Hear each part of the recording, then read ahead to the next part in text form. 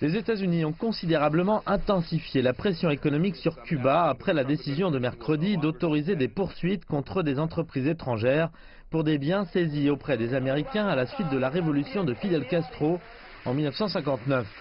Cette décision, entrée en vigueur le 2 mai, a été annoncée mercredi par le conseiller à la sécurité nationale John Bolton et a immédiatement suscité une vive réaction du gouvernement cubain.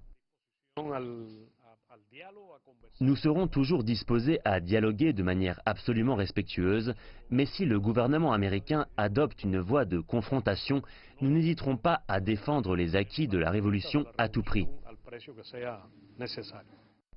Le président cubain Miguel Díaz-Canel a tweeté que le peuple cubain ne se rendrait pas. Il a dit à Cuba, nous sommes le chef. Le journal du Parti communiste Granma a publié un éditorial condamnant la mesure prise par les États-Unis qui permettra de poursuivre en justice des sociétés opérant sur des propriétés qu'il a qualifiées de nationalisées légalement et non confisquées comme le prétend Washington.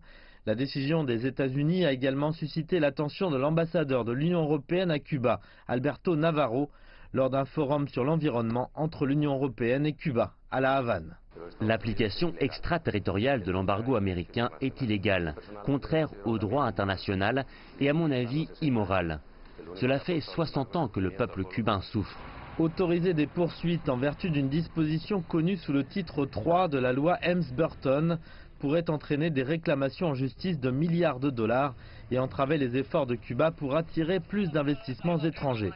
Les États-Unis ont également annoncé mercredi des restrictions plus profondes en matière de voyage à Cuba et des restrictions concernant les modifications, concernant les envois de fonds par les familles, une décision mal accueillie par les Cubains. La situation à Cuba, car la communauté cubaine aux États-Unis est vaste et envoie des fonds importants qui ne résolvent pas tous nos problèmes, mais nous aident. C'est fatal pour le peuple cubain.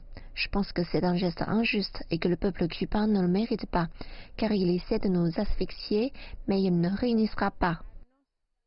Pour beaucoup, la décision de Washington d'adopter le titre 3 de la loi Helms-Burton et d'imposer de nouvelles sanctions à Cuba aura un impact sur l'économie et la vie sociale du pays et aggravera même les relations déjà dégradées entre Cuba et les États-Unis.